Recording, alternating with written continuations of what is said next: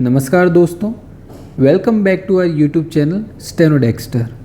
अब तक हमने शॉर्ट हैंड के बेसिक्स और प्रीवियस चैप्टर में वोवेल टॉपिक को समझा। चैप्टर 3 में हम वोवेल्स कैसे इंटरवीन करते हैं कॉन्सोनेंट्स में एंड हॉरिजॉन्टल स्ट्रोक्स की क्या पोजीशन रहती है वो समझेंगे। तो बिना टाइम वेस्ट किए चलिए शुरू करते हैं। तो आज के हमारे टॉपिक का नाम है chapter 3 intervening of vowels and position.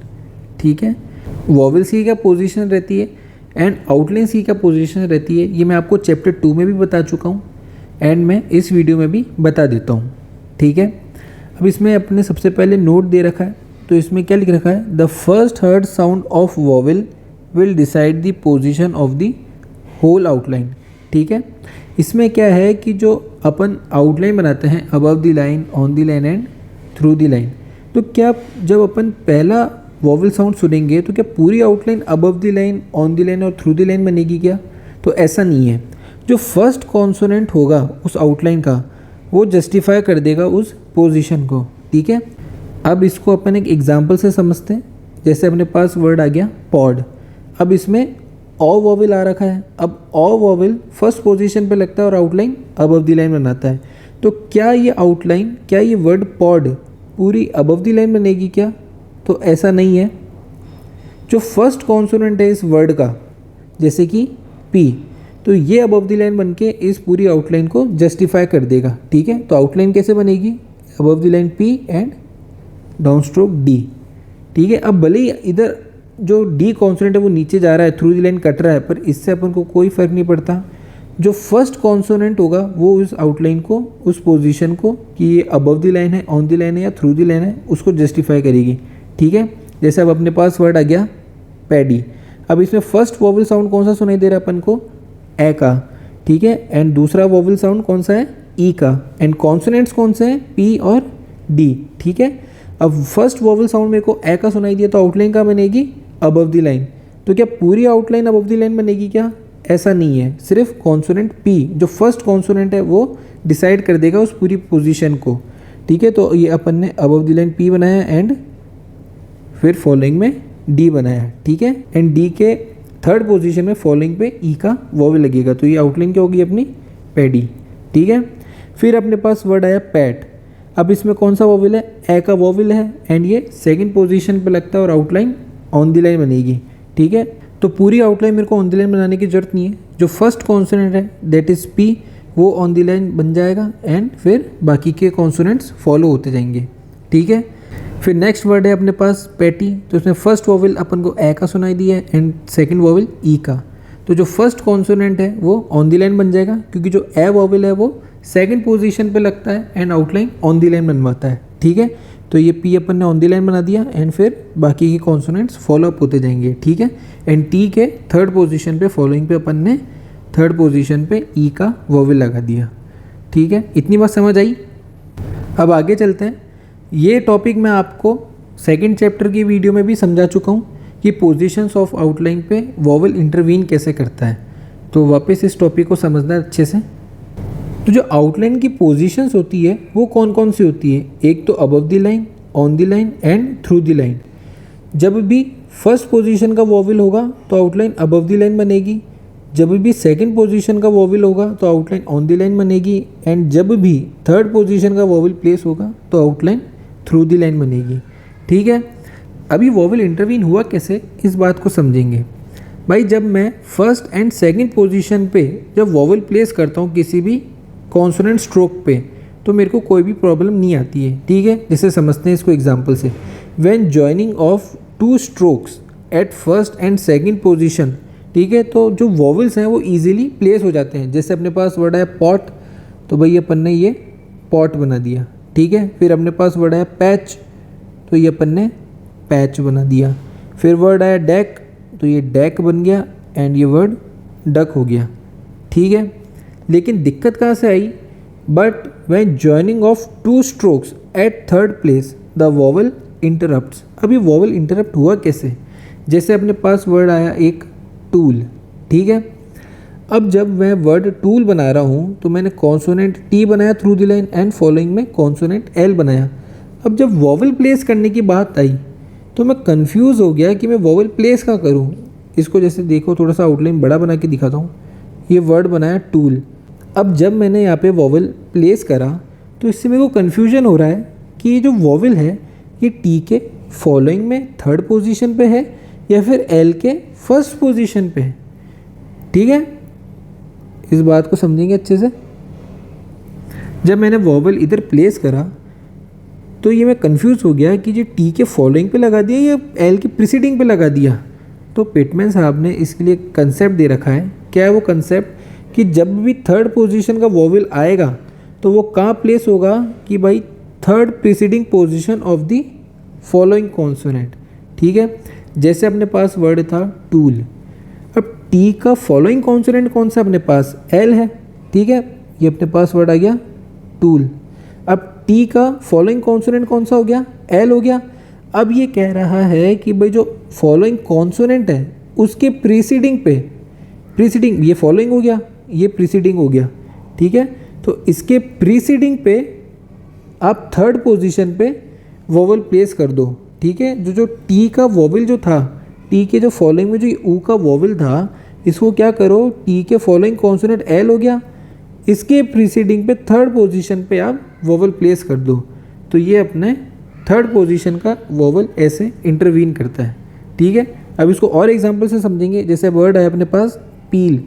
अब इसमें क्या है कि भाई पी बन गया, इसका फॉलोइंग कॉन्सोनेंट कौन सा है? एल। अब एल का प्रीसीडिंग पार्ट कहाँ पे आ गया? यहाँ पे। तो इसके प्रीसीडिंग पे थर्ड पोजीशन पे ई का वोवेल लगेगा। ठीक है, जैसे वो अपने पास वर्ड आया टीच, तो ये टी बनाया फिर चे बनाया। अब टी का फॉलोइंग कॉन्सोनेंट कौन सा हो गया? चे। अब चे का प्रीसीडिंग कौन सा है? इधर, और फॉलोइंग कौन सा? इधर। अब ये बोला गया है कि टी के जो फॉलोइंग कॉन्सोनेंट आएगा जो कि चे है, ठीक है, उसके प्रीसीडिंग पे थर्ड पोजीशन पे अपन को ई का वोवेल लगाना है। ठीक है, अपने पास जैसे वर्ड आया एक और टीम, तो इसमें कॉन्सोनेंट कौन सा है? एक तो टी और एक एम, और वोवेल कौन सा है? ई का। ठीक है, टी का फॉलोइंग कॉन्सोनेंट कौन सा आएगा? एम, और एम के प्रीसीडिंग पे थर्ड पोजीशन पे ई का वोवेल लगेगा। ये बनाया अपन ने कॉन्सोनेंट टी, इसका फॉलोइंग कॉन्सोनेंट एम, एम के प्रीसीडिंग पे थर्ड पोजीशन पे ई का वोवेल लग गया। ठीक है, समझ आया इतना? ये वोवेल इंटरवीन कैसे करते हैं, मैं कुछ आउटलाइन से आपको इनको समझाने की कोशिश करता हूँ, इस चीज़ को समझना। ठीक है, जैसे अपने पास आउटलाइंस है टी और के, तो इसकी फर्स्ट पोजीशन कहाँ पे होगी? यहाँ पे। सेकंड कहाँ पे? एंड जब थर्ड पोजीशन का वोवेल आएगा तो वो यहाँ नहीं लग के कहाँ लगेगा? यहाँ पे। ठीक है, तो ये अपना थर्ड पोजीशन हो गया। ठीक है, फिर कुछ अपने पास आउटलाइंस आई के एंड पी, तो इसका first position, second position, and इसकी पोजीशन शिफ्ट होके कहाँ पे आ गई? यहाँ पे। ठीक है, तो ये अपनी थर्ड पोजीशन हो गई। फिर अपने पास आउटलाइन आ गई आर और पी, तो इसकी first position, second position, and इधर की पोजीशन शिफ्ट होके कहाँ पे आ गई? यहाँ पे। ठीक है, फिर अपने पास आया एम और के, तो ये अपनी फर्स्ट पोजीशन हो गई, ये सेकंड पोजीशन हो गई, एंड यहाँ की पोजीशन शिफ्ट होके कहाँ पे आ गई? यहाँ पे। ठीक है, तो ये अपने थर्ड पोजीशन इधर हो गया। फिर अपने पास के एंड आर आ गया, तो इसकी first position, second position, and इधर की पोजीशन शिफ्ट होके कहाँ आ गई? यहाँ पे। ठीक है, तो ये अपनी थर्ड पोजीशन हो गई। समझ आया? अब अपने नेक्स्ट टॉपिक की बात करते हैं, पोजीशन ऑफ हॉरिजॉन्टल स्ट्रोक्स। ठीक है, it is not practicable to write horizontal strokes through the line. सही बात है, इसको एग्जाम्पल से समझते हैं। आप जितना ज़्यादा वर्ड की प्रैक्टिस करोगे आपको शॉर्ट हैंड में उतनी क्लैरिटी आएगी। ठीक है, मैं आपको एक और बार बता देता हूँ, जो शॉर्ट हैंड है वो स्किल के ऊपर है। आप जितनी ज़्यादा अपनी स्किल की प्रैक्टिस करोगे उतनी वो एनहेंस होगी। ठीक है, उतनी आपकी एफिशिएंसी बढ़ेगी। जैसे अब अपने पास वर्ड आ गया रिक, तो रिक में फर्स्ट कॉन्सोनेंट कौन सा मेरे पास? वर्टिकल। ठीक है, तो रिक आराम से मैं थ्रू दी लाइन बना पा रहा हूँ। फिर अपने पास नेक्स्ट वर्ड आ गया पिक। अब पिक में जो फर्स्ट कॉन्सोनेंट है कौन सा है? वर्टिकल है, तो भाई उसको मैं easily through the line draw कर पा रहा हूँ। ठीक है, तो ये रिक और ये पिक की अपनी आउटलाइन हो गई। लेकिन पंगा कहाँ बैठा? जब दोनों ही कॉन्सोनेंट मेरे पास हॉरिजॉन्टल आ गए, but at what place will be the word cook be written. अब जब मेरे पास दोनों वर्ड ही हॉरिजॉन्टल आ गए तो मैं क्या कुक ऐसे बना सकता हूँ क्या? तो ये तो गलत हो गया। अगर मैं उसको इस डिग्री पे बना देता हूँ तो ये तो पी हो जाएगा। तो क्या ये आउटलाइन कुक की जस्टिफाइड है क्या? नहीं। तो कुक की आउटलाइन कैसे बनेगी? ऐसे। अभी आउटलाइन यूँ क्यों बनी? हॉरिजॉन्टल स्ट्रोक्स बनाने की पोजीशन के लिए अपने पास 3 नियम हैं, तो उन 3 नियमों को अपन अच्छे से समझते हैं। ठीक है, तो हॉरिजॉन्टल स्ट्रोक्स की पोजीशन डिसाइड करने के लिए पिटमैन साहब ने अपन को 3 नियम दे रखे हैं। ठीक है, तो पहले नियम की बात करते हैं कि जब अपने पास फर्स्ट कॉन्सोनेंट वर्टिकल आ जाए एंड सेकंड कॉन्सोनेंट अपने पास हॉरिजॉन्टल आ जाए। ठीक है, कैसे? इसको एग्जांपल से समझते हैं। जैसे अपने पास एक वर्ड आ गया डिम, तो इसमें जो डी कॉन्सोनेंट है वो तो वर्टिकल हो गया एंड एम कॉन्सोनेंट अपने पास हॉरिजॉन्टल हो गया। तो जो डी कॉन्सोनेंट है उसको मैं through the line easily draw कर सकता हूँ। ठीक है, तो ये अपने वर्ड हो गया डिम। फिर अपने पास नेक्स्ट वर्ड है टिक, तो इसमें टी जो कॉन्सोनेंट है वो वर्टिकल हो गया एंड के कॉन्सोनेंट अपने पास हॉरिजॉन्टल हो गया। ठीक है, तो इसमें भी मैं टी को ईजिली ड्रॉ कर पा रहा हूँ थ्रू द लाइन। ठीक है, ये बात समझ आई। अब नेक्स्ट रूल क्या है कि अपन को फर्स्ट कॉन्सोनेंट हॉरिजॉन्टल मिलता है एंड सेकंड कॉन्सोनेंट अपन को वर्टिकल मिलता है। इस नियम को ध्यान से समझना। ठीक है, अब देखो इसमें अपन को फर्स्ट कॉन्सोनेंट अपन को हॉरिजॉन्टल मिला है एंड सेकंड कॉन्सोनेंट अपन को वर्टिकल।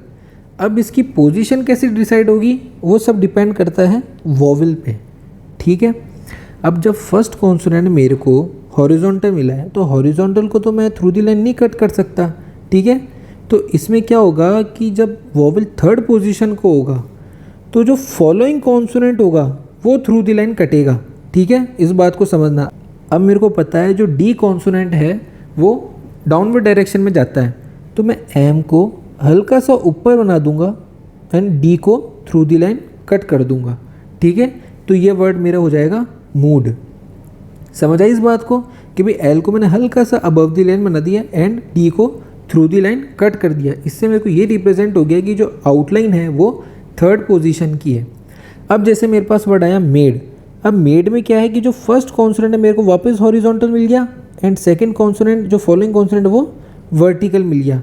ठीक है, लेकिन इसमें जो वोवेल है वो सेकंड पोजीशन का है।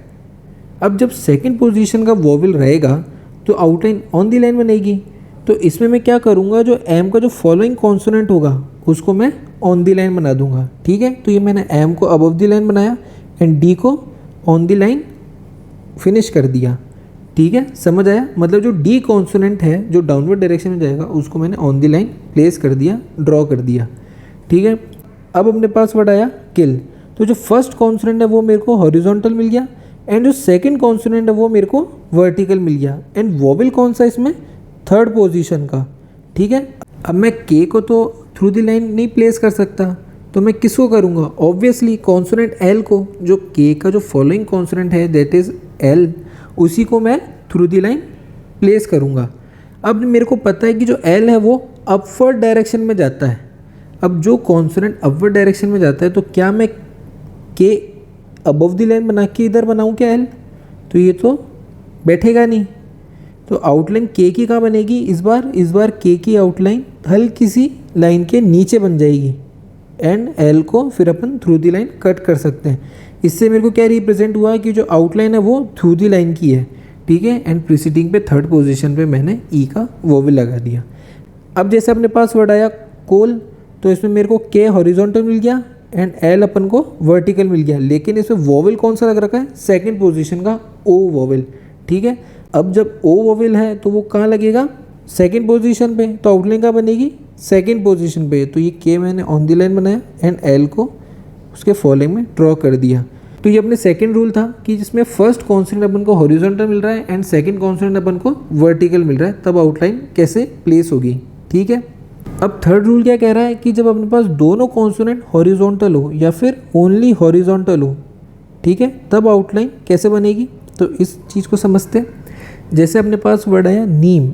अब जब दोनों ही कॉन्सोनेंट मेरे पास हॉरिजॉन्टल आ गए तो इसमें मैं कुछ नहीं कर सकता। जब दोनों ही कॉन्सोनेंट या फिर ओनली कॉन्सोनेंट हॉरिजॉन्टल अपने पास हो तो अपनी आउटलाइन ऑन द लाइन बनेगी। ठीक है, कहाँ बनेगी? On the line. इसमें क्या करेंगे अपन? वोवेल प्लेस करके डिफ्रेंशिएट करेंगे। जैसे मेरे पास वर्ड आया नीम, तो मैंने आउटलाइन ऑन द लाइन बनाई, एन एम एंड ई का वॉवल प्लेस कर दिया, ठीक है। फिर अपने पास वर्ड आया नेम, ठीक है। तो नेम कैसे बनेगा, वापस वही on the line N M, and इसके सेकंड पोजीशन पे फॉलोइंग पे एन के वॉवल प्लेस हो जाएगा। फिर अपने पास वर्ड आया मीक, तो भाई आउटलाइन मैंने आपको बता दी ऑन द लाइन ही बनेगी, क्योंकि भाई मैं हॉरिजॉन्टल स्ट्रोक्स को थ्रू द लाइन कट नहीं कर सकता, इसलिए मेरे को वॉवल से ही इंडिकेट करना पड़ेगा, ठीक है। फिर अपने पास वर्ड आया मेक, तो मेक कैसे बनेगा, ऐसे, ठीक है। या फिर अपने पास सिर्फ एक हॉरिजॉन्टल वर्ड होता तो वो भी ऑन द लाइन बनता, जैसे अपने पास वर्ड आ जाता इन, ठीक है। तो इन कैसे बनता, ऐसे, ठीक है। समझ आया। तो यहाँ पे अपने चैप्टर 3 ऑलमोस्ट कंप्लीट होता है। इसमें छोटे छोटे कुछ और कंसेप्ट्स हैं, उनको समझा देता हूँ, ठीक है। अब अपना नेक्स्ट टॉपिक है ग्रामलोग्स। ग्रामलोग्स क्या होते हैं, in shorthand frequent occurring words are represented by a single sign are called grammalogues और लोगोग्राम्स। ग्रामलोग्स को ही लोगोग्राम्स कहते हैं। एंड ये क्या होते हैं कि जैसे अपने मोबाइल में शॉर्टकट फॉर्म्स होते हैं, वैसे ही शॉर्ट हैंड में जो शॉर्ट वर्ड्स होते हैं उनको अपन एक सिंगल साइन से रिप्रेजेंट करते हैं, ठीक है। इनको आपको बहुत अच्छे से लर्न करना है, उनकी प्रैक्टिस करके। और जो इनकी पोजीशंस होती है वो भी 3 ही होती है, above the line, on the line and through the line. इसको आपको एक एग्जांपल से समझाता हूँ। जैसे अपने पास एक वर्ड है पुट, तो ये शॉर्ट हैंड में एक सिंगल कॉन्सोनेंट पी से रिप्रेजेंट होता है, ठीक है। जैसे अपने पास एक वर्ड आ गया एन, तो एन में एक small dot above the line से रिप्रेजेंट होता है। ओवरऑल मतलब ग्रामलोग्स क्या होते हैं, ग्रामलोग्स वो फिक्स्ड शॉर्ट हैंड साइंस होते हैं जो फ्रीक्वेंटली यूज्ड वर्ड्स को जल्दी लिखने के लिए प्रयोग में लिए जाते हैं, ठीक है। अब शॉर्ट हैंड में कुछ पंक्चुएशंस होते हैं, उनको कैसे रिप्रेजेंट करते हैं अपन, तो शॉर्ट हैंड में फुल स्टॉप को अपन एक स्मॉल क्रॉस से रिप्रेजेंट करते हैं, एंड क्वेश्चन मार्क को ऐसे, एंड एक्सक्लेमेशन मार्क को ऐसे। मतलब जो डॉट है अपन उसको डॉट नहीं बनाते, उसको में अपन छोटा क्रॉस बनाते हैं, ठीक है। अब पैराग्राफ चेंज करने का क्या सिंबल है, ये अपने कॉन्सोनेंट पी हो गया। अब इसको ही डबल कर दूं ऐसे, और इसके पास एक और इतनी लंबी लाइन बना दूं, तो ये पैराग्राफ चेंज का अपने सिंबल है, ठीक है। इसका काम कैसा आएगा इसको बताता हूँ। जैसे मेरे को कोई डिक्टेशन प्रोवाइड करी जा रही है और फिर बोलते हैं पैरा चेंज, जैसे मैंने लिखा there is no more like to वगैरह, और फिर बोल दिया पैरा, तो फिर मैं पहले ये 2 लाइन ड्रॉ करूँगा। इसका सिंबल है कि पैरा चेंज हुआ है यहाँ पे, ठीक है। अब अपने लास्ट टॉपिक है कैपिटल लेटर इंडिकेशन। जब भी शॉर्ट हैंड में अपन मैटर को ट्रांसक्राइब करेंगे तो उसमें पंक्चुएशन प्लेस करना ये भी अपनी रेस्पॉन्सिबिलिटी है, एंड कैपिटलाइजेशन ऑफ वर्ड को कैपिटल लिखना ये भी अपनी रेस्पॉन्सिबिलिटी है, ठीक है। जैसे एग्जांपल देता हूँ आपको, कोई डिपार्टमेंट का नेम आ गया, कोई गवर्नमेंट की स्कीम आ गई, बिल आ गया, ठीक है, तो उसको अपन कैपिटल करते हैं। जैसे नाउन वगैरह हो गए, किसी का नाम हो गया, ठीक है, तो उसको इंडिकेट कैसे करेंगे कि कैपिटल है, तो 2 short lines underneath an outline indicate an initial capital letter, ठीक है। पूरा वर्ड अपन को कैपिटल नहीं लिखना होता है, सिर्फ इनिशियल अल्फ़ाबेट अपन को कैपिटल लिखना पड़ता है। जैसे अपने पास वर्ड आया अंश, तो अंश कैसे बनेगा, एन बनाया और इश बनाया। अब ये अंश एक नाउन है, ठीक है, तो ये वर्ड कैपिटल आएगा, तो इसके नीचे मैं हल्की सी 2 शॉर्ट लाइंस बनाऊंगा, तो इससे रिप्रेजेंट होगा कि ये वर्ड नाउन है या फिर कोई गवर्नमेंट की स्कीम का पार्ट है या बिल है, मतलब ऐसे जो ये टर्म्स होते हैं ये कैपिटल होते हैं। तो ये इससे मेरे को इंडिकेशन मिलता है कि ये वर्ड मेरे को कैपिटल करना है, ठीक है। फिर जैसे एक रिवर का नाम आ गया गंगा, तो गंगा कैसे बनेगी, ऐसे, ठीक है। अब गंगा एक रिवर का नाम आ गया तो इसको मैं कैपिटल करूँगा। फिर अपने पास एक सिटी का नाम आ गया दिल्ली, तो दिल्ली को मैं कैपिटल करूँगा, तो उसके लिए ये इंडिकेशन है। तो आउटलाइन के नीचे 2 शॉर्ट लाइंस अपन को ड्रॉ करनी है, ठीक है। तो ये अपने चैप्टर 3 था, इसकी एक क्विक समरी दे देता हूँ मैं आपको, ठीक है। तो अपनी बात कहाँ से स्टार्ट हुई थी कि जो फर्स्ट हर्ड साउंड है वॉवल का वो डिसाइड करेगा पोजीशन पूरी आउटलाइन की, लेकिन पूरी outline above the line, on the line और थ्रू द लाइन बनती है क्या, ऐसा नहीं है। जो फर्स्ट कॉन्सोनेंट है वो जस्टिफाई कर देता है उसकी पोजीशन को, ठीक है। फिर मैं आपको ये पोजीशन ऑफ आउटलाइन वाला टॉपिक सेकंड वीडियो में भी समझा चुका हूँ और इस वीडियो में भी बता चुका हूँ, ठीक है। तो जो फर्स्ट पोजीशन और सेकंड पोजीशन में वॉवल प्लेस कर रहा हूँ तो मेरा जो वॉवल है इंटरवीन नहीं हो रहा है, ठीक है, वो इजीली प्लेस हो पा रहा है। लेकिन जब मैं थर्ड पोजीशन में वॉवल प्लेस कर रहा हूँ तो इससे मेरे को इशू रेज हो रहा है कि जो मैंने वॉवल है ये टी के फॉलोइंग पे लगा दिया है फिर एल के प्रीसीडिंग पे लगा दिया है। तो इसके लिए अपन को पिटमैन साहब ने एक कंसेप्ट दे दिया कि जो फॉलोइंग कॉन्सोनेंट है उसके आप प्रीसीडिंग पे थर्ड पोजीशन पे वॉवल प्लेस कर सकते हो, ठीक है। फिर अपन ने पोजीशन ऑफ हॉरिजॉन्टल स्ट्रोक्स को समझा कि भाई जो हॉरिजॉन्टल स्ट्रोक्स हैं वो थ्रू द लाइन अपन नहीं ड्रॉ कर सकते। तो इसके लिए क्या नियम दिए थे कि भाई जब फर्स्ट कॉन्सोनेंट वर्टिकल हो और सेकंड कॉन्सोनेंट हॉरिजॉन्टल हो तो फर्स्ट कॉन्सोनेंट को आप थ्रू द लाइन प्लेस कर दो। फिर अपने पास जब फर्स्ट कॉन्सोनेंट हॉरिजॉन्टल है एंड सेकंड कॉन्सोनेंट वर्टिकल है तो इसमें अपन ने क्या किया कि भाई एम को हल्का सा ऊपर बना दिया और जो फॉलोइंग कॉन्सोनेंट डी था उसको अपन ने थ्रू द लाइन प्लेस कर दिया।